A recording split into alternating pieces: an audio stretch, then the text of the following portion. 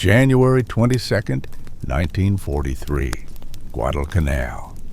Second Lieutenant John George crouched in the ruins of a Japanese bunker, watching a banyan tree 2 yards away through a scope his fellow officers had mocked for 6 weeks. The rifle in his hands was a Winchester Model 70, a sporting rifle, a civilian weapon. His commanding officer had called it a toy. The other platoon leaders called it his mail-order sweetheart. But in the past 72 hours, Japanese snipers had killed 14 Americans, and the battalion commander had just given George one order: prove that mail-order rifle could actually hit something, or carry a real weapon instead. This is the story of how one man with an unauthorized rifle killed 11 enemy snipers in 4 days and changed American military doctrine forever. John George was not supposed to be on Guadalcanal with a private sporting rifle. He was 27 years old, Illinois state shooting champion. In 1939, he had won the state championship at 1,000 yards, youngest winner in Illinois history, 6-inch groups at 600 yards with iron sights, with his Lyman Alaskan scope, 5 rounds inside 4 inches at 300 yards. George had saved 2 years of National Guard pay to buy the Winchester Model 70. The rifle cost more than a month's salary. The Lyman Alaskan scope added another 12 ounces, and 80 the Griffin and Howe mount was custom machined. When he unpacked the rifle at Camp Forest in Tennessee, the armorer wanted to know if this was meant for deer or Germans. George explained it was for the Japanese. Then the 132nd Infantry Regiment shipped out before the rifle arrived. George spent the voyage to Guadalcanal watching other men clean their M1 Garands while his own weapon sat in a warehouse in Illinois.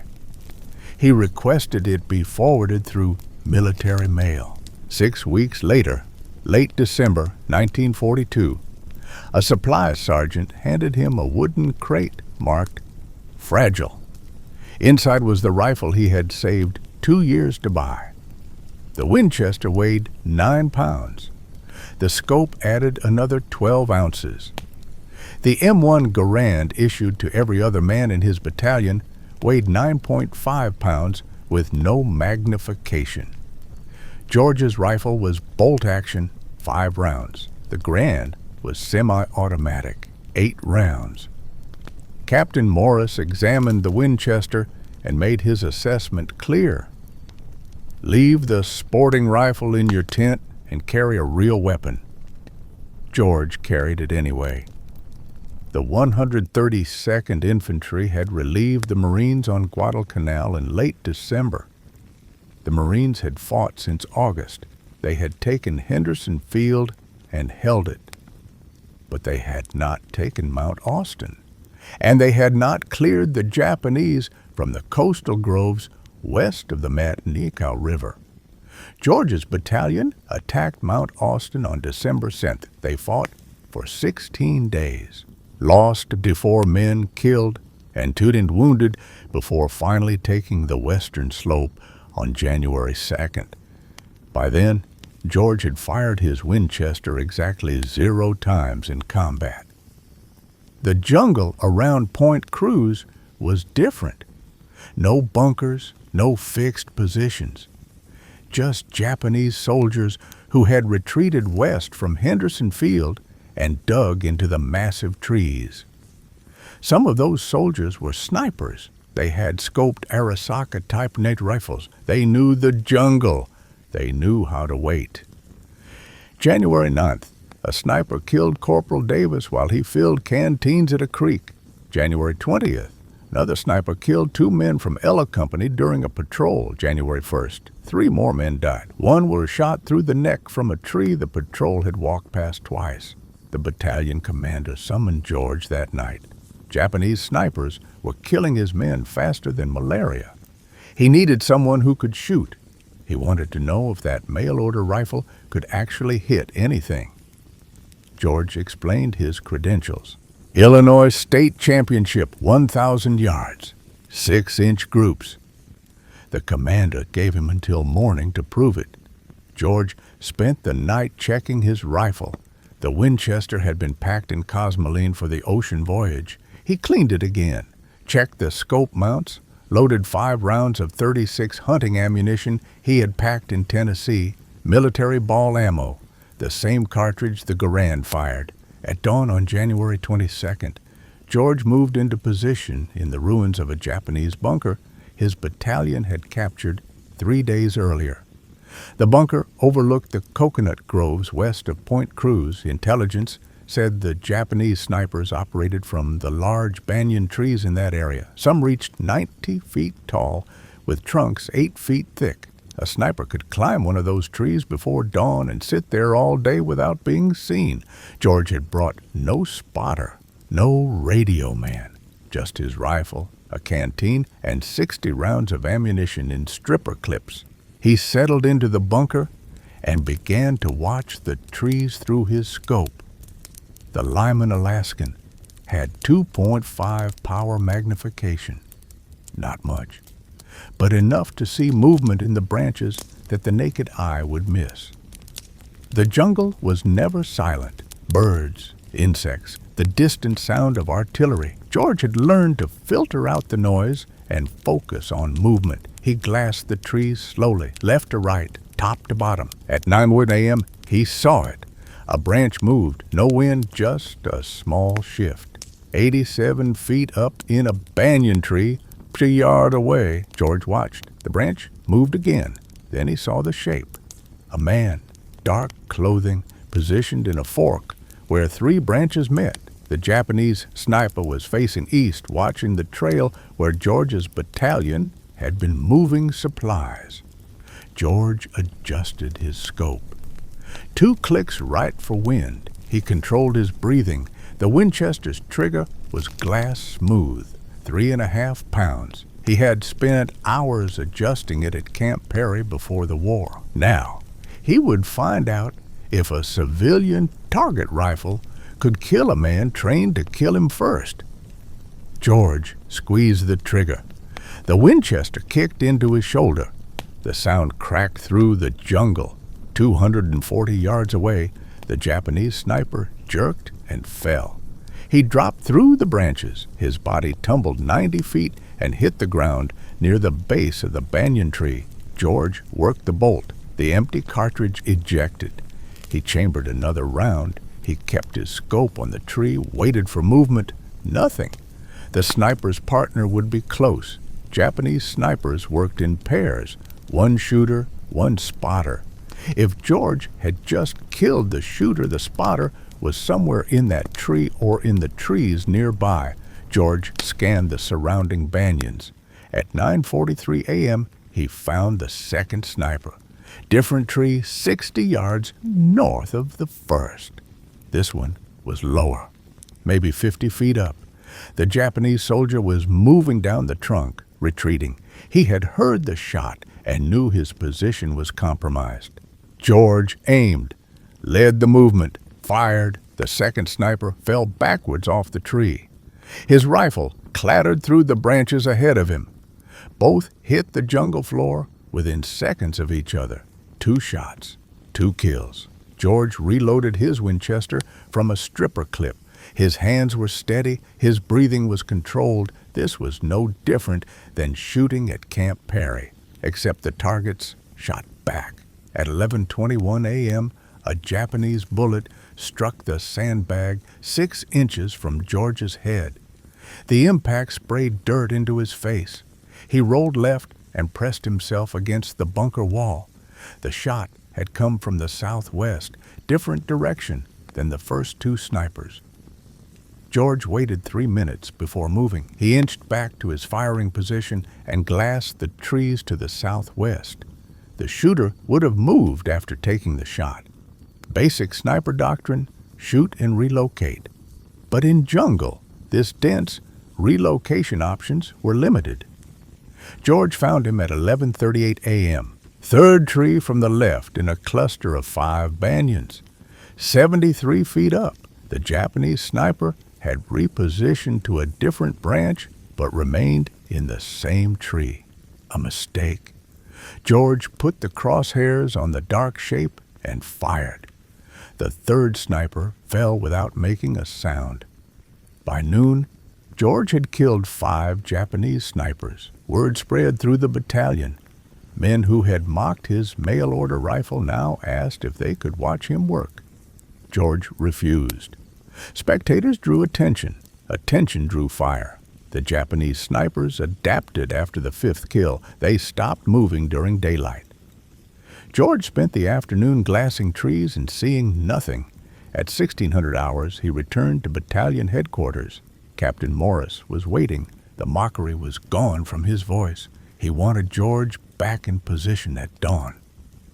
January 23rd began with rain, heavy tropical rain that turned the jungle floor into mud and made the trees invisible beyond 100 yards. George sat in the bunker and waited for the weather to clear. The rain stopped at 8:15 a.m. By 8:45 a.m., enough visibility had returned for work. George spotted the first sniper of the day at 9:12 a.m. The Japanese soldier had climbed into position during the rain. Smart. The sound of rain masked movement. This sniper had chosen a tree 2 yards out, longer range than yesterday. Also smart. They were learning his capabilities. George compensated for distance and fired. The sniper fell. The 6th kill brought a response George had not anticipated. At 9:57 a.m., Japanese mortars began hitting the area around his bunker. They had triangulated his position based on muzzle flash or sound. The first rounds landed 40 yards short. The second salvo landed 20 yards short. The third salvo would hit the bunker. George grabbed his rifle and ran. He sprinted north along the tree line and dove into a shell crater. The third salvo hit. The bunker he had occupied moments before disappeared in explosions and flying debris. He relocated to a different position, a fallen tree 120 yards north of the destroyed bunker. The tree provided cover and a clear view of the groves. George settled in and resumed his watch. The Japanese sent more snipers that afternoon. They knew George was hunting them. They were now hunting him back. The dynamic had changed. This was no longer target shooting. This was a duel. At 2:23 p.m., George killed his 7th sniper. At 3:41 p.m., he killed his 8th. This one had climbed high, 94 feet up a banyan tree. Good concealment, but the height created a silhouette against the sky when the sun angle changed. At 5 o'clock p.m., Captain Morris sent a runner to bring George back. George had been in position for 9 hours. Morris wanted numbers. George reported 8 confirmed kills over 2 days. 12 rounds fired, 8 kills, 4 misses. Morris assigned George to continue sniper operations starting at dawn on January 24th. That night, George cleaned his Winchester and considered the mathematics. 11 Japanese snipers operating in the Point Cruz groves, 8 now dead, 3 remaining. Those 3 would be the best, the ones who had survived the longest. And now they knew exactly what George looked like and exactly what rifle he carried. George loaded his Winchester with 5 fresh rounds and tried to sleep. At 3 o'clock a.m., he gave up and sat in his tent with the rifle across his lap. The rain started again at 4 a.m. By 5:30 a.m., it was heavy enough that dawn operations would be delayed. George used the time to move to a new position, not the bunker, not the fallen tree, somewhere the Japanese would not expect. He chose a spot 70 yards south of his previous position. A cluster of large rocks the Marines had used as a machine gun nest back in December. The position offered good cover and overlapping fields of fire into the groves. He settled in and waited for the rain to stop. At 7:43 a.m., the rain slowed to a drizzle. Visibility improved. George began glassing trees. At 8 a.m. on January 24th, he found sniper number 9. The Japanese soldier was positioned in a palm tree 20 yards out, low, only 40 feet up. Unusual. Most snipers climbed high for better sight lines. This one had chosen concealment over elevation. The palm fronds created a natural hide that would be invisible from ground level. But George was not at ground level. He was elevated on the rocks. The angle gave him a view down into the fronds. He could see the dark shape of the sniper's shoulders and head. George aimed, controlled his breathing, began to squeeze the trigger. Then he stopped. Something was wrong. The position was too obvious, too easy. George had been hunting snipers for 3 days. He had killed 8 men. The remaining 3 would not make elementary mistakes. They would not position themselves where an elevated shooter could spot them, unless it was bait. George lowered his rifle and scanned the surrounding trees. If the sniper in the palm was bait, the real shooter would be positioned to cover him, watching for anyone who took the shot, waiting for muzzle flash, ready to return fire. George glassed the trees methodically, left to right, top to bottom. He checked every tree within 300 yards of the palm. It took 11 minutes. At 8:28 a.m., he found the real threat. A banyan tree 80 yards northwest of the palm, 91 feet up. The Japanese sniper was positioned in a perfect hide. Branches and vines concealed him from 3 sides. He had a clear line of sight to George's previous position at the fallen tree. He was waiting for George to appear there or to take a shot at the bait in the palm tree. George had 2 problems. First, the real sniper was watching the wrong location. If George fired at him, the sound would reveal George's actual position. The sniper would relocate before George could work the bolt and chamber another round. Second, if George did nothing, the sniper would eventually realize George was not at the fallen tree and begin searching for him. George decided to use the bait against them. He aimed at the decoy sniper in the palm tree, adjusted for wind, fired. The decoy sniper jerked and fell from the palm. George immediately swung his rifle toward the banyan tree, 91 feet up. The real sniper would react to the shot. He would turn toward the sound. That turn would create movement. George saw it, a slight shift. The sniper was repositioning to face George's location. George put the crosshairs on the dark shape and fired before the sniper could fully turn. The real sniper fell. His rifle tumbled after him. 2 shots, 2 kills, but George had revealed his position to anyone else watching. He grabbed his rifle and ammunition and ran. He moved east along the rock line and dropped into a drainage ditch 40 yards away. He pressed himself into the mud and waited. At 8:34 a.m., Japanese machine gun fire raked the rocks where he had been positioned 6 seconds earlier. The bullets kicked up dust and stone fragments. The fire lasted 17 seconds. When it stopped, George counted to 60 before moving. He relocated again, this time to a position 100 yards east. A shell crater partially filled with rainwater.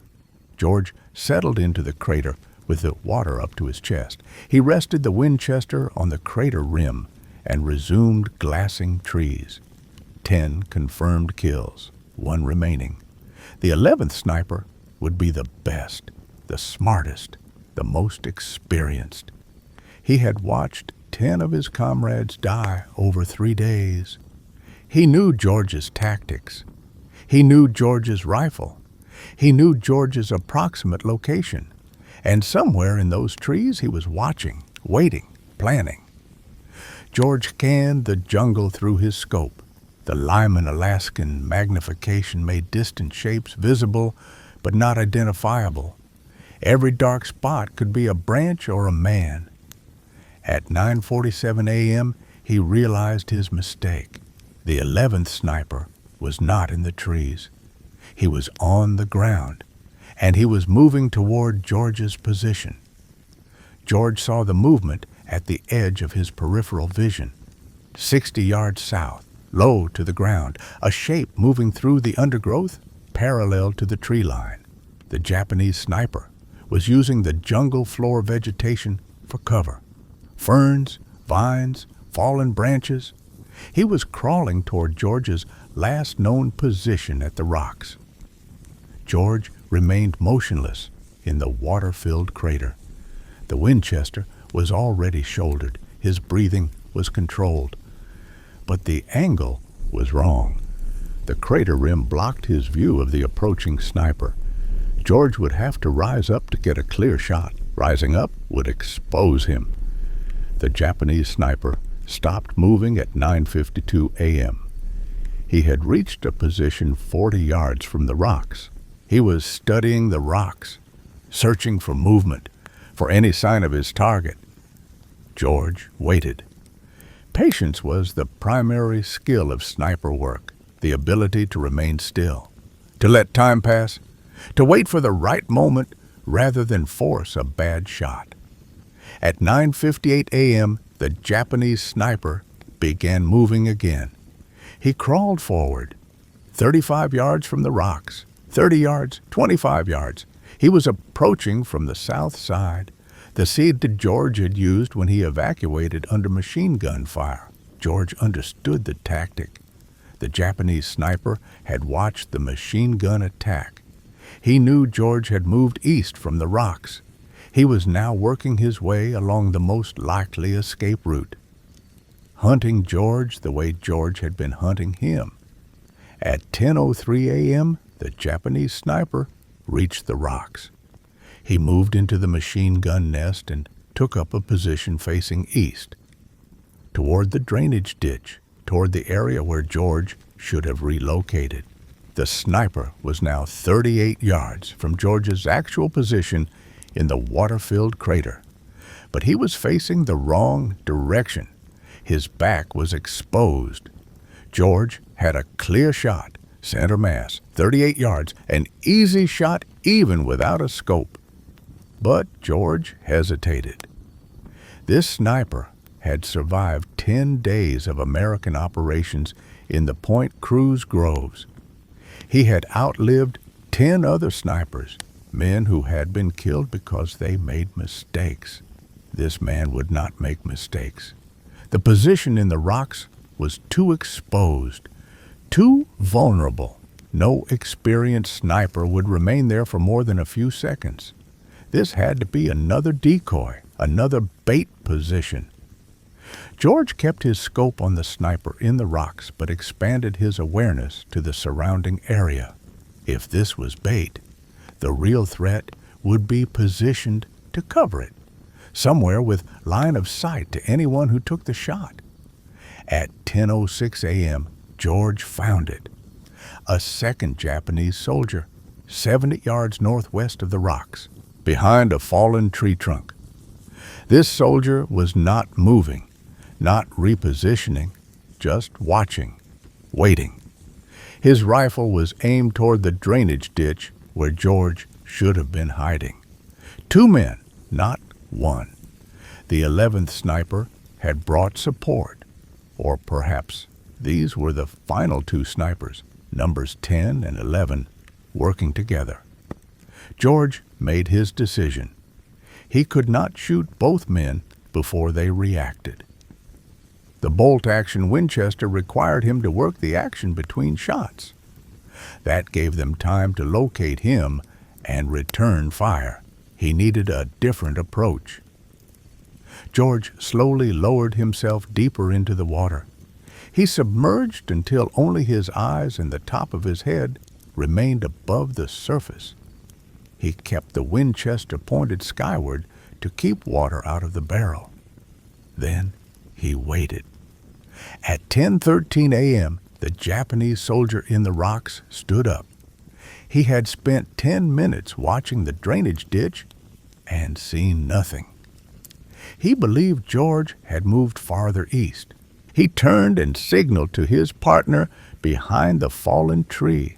Both men began moving east, parallel to each other, 70 yards apart. They were executing a sweep, planning to flush George out or find his position. George remained in the water, motionless. The two Japanese soldiers moved past his crater. They were now between George and the tree line. Their backs were exposed. George rose from the water, slowly, silently. He brought the Winchester to his shoulder. Water dripped from the barrel, from his uniform, from his face. He aimed at the closer soldier, the one who had been in the rocks. Now, 42 yards away, George fired. The soldier dropped.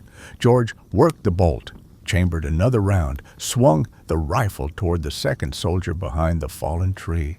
The man was turning, raising his rifle. George fired first. The second soldier fell.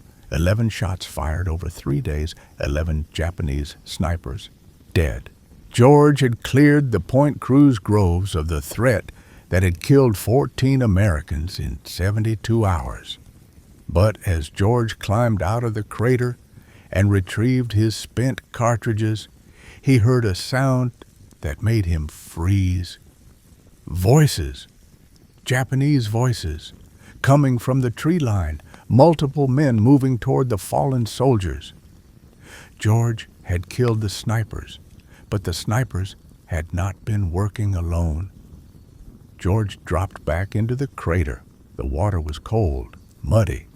He submerged until only his eyes remained above the surface. The Japanese voices grew louder. At least 6 men, maybe more. They were moving toward the 2 dead snipers. These were not snipers. Infantry, a patrol or recovery team sent to collect the bodies. At 10:31 a.m., a Japanese soldier appeared at the crater rim. He was looking down, directly at George. Their eyes met. George fired from the water. The soldier fell backward. George worked the bolt while still submerged, chambered another round, rose up. 2 more soldiers were at the crater rim. George fired, worked the bolt, fired again. Both soldiers dropped. He could hear shouting, more soldiers moving toward him. Japanese rifle fire cracked through the jungle. Bullets struck the ground around the crater. George climbed out of the crater on the north side, away from the approaching voices. He ran 20 yards and dropped behind a fallen tree. The soldiers were firing at movement, at sound, not at confirmed targets. George stayed low. He had 2 rounds left. He could not win a firefight with a bolt-action rifle against multiple soldiers with semi-automatic weapons. He needed to break contact, move back toward American lines. George grabbed his rifle and ran north. He sprinted through the jungle undergrowth. Vines caught his boots. Branches whipped his face. Japanese rifle fire followed him. He ran for 90 seconds before diving into another shell crater. He pressed himself against the crater wall and listened. The Japanese voices were distant now. They had not pursued. They were regrouping around their dead. At 11:13 a.m., George reached the American perimeter. A Marine sentry challenged him. George identified himself. The sentry led him through. George walked to battalion headquarters and reported to Captain Morris. Morris wanted a full debrief. George provided it. 11 Japanese snipers killed over 4 days. 12 rounds fired against the snipers. 11 hits. Then a firefight with infantry. 3 more kills. Morris told George to clean his rifle and rest. No operations tomorrow. The battalion was moving east. The Point Cruz groves were no longer a priority. The Japanese were evacuating Guadalcanal. Intelligence suggested they would complete the withdrawal within 2 weeks. George returned to his tent. He field stripped the Winchester and spent 2 hours cleaning every component. Cosmoline and gun oil. Patches run through the barrel until they came out clean. At 2 o'clock p.m., word came down from division headquarters. The battalion commander wanted to see George.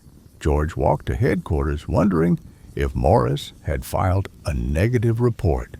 Unauthorized engagement, excessive ammunition expenditure, operating alone without support. Instead, he found Morris and two other officers waiting. One of them was Colonel Ferry, the regimental commander. Ferry had one question. Could George train other men to do what he had done? George said he could try, but it would require time and rifles with optics and men who could already shoot. Ferry said division had 14 Springfield rifles with unearthed scopes, sniper rifles left behind by the Marines. Ferry had 40 men in the regiment who had qualified as expert marksmen before deployment. Ferry wanted George to create a sniper section, train the men, develop tactics, clear any remaining Japanese snipers from American operational areas. George accepted. But he had one condition. He wanted to keep his Winchester. Ferry approved the request. George kept his Winchester Model 70. The 14 Springfield rifles with unearthed scopes went to the men George would train. Over the next 12 days, George's sniper section killed 74 Japanese soldiers, 0 American casualties during sniper operations. The Japanese completed their evacuation of Guadalcanal on February 9th, not far the campaign was over. George's war was not finished. By March, he was on a transport ship heading to Burma. The Winchester Model 70 packed in a waterproof case. Assignment: Merrill's Marauders, long-range penetration, operations behind Japanese lines. After the war, George wrote a book about his experiences. He called it Shots Fired in Anger. It became required reading at military sniper schools. The Winchester Model 70 he carried on Guadalcanal is now in the National Firearms Museum in Fairfax, Virginia. Captain Morris, the man who once called it a toy, wrote the foreword to George's book. In it, he admitted, "I was wrong about the mail-order rifle, and I was wrong about the man who carried it."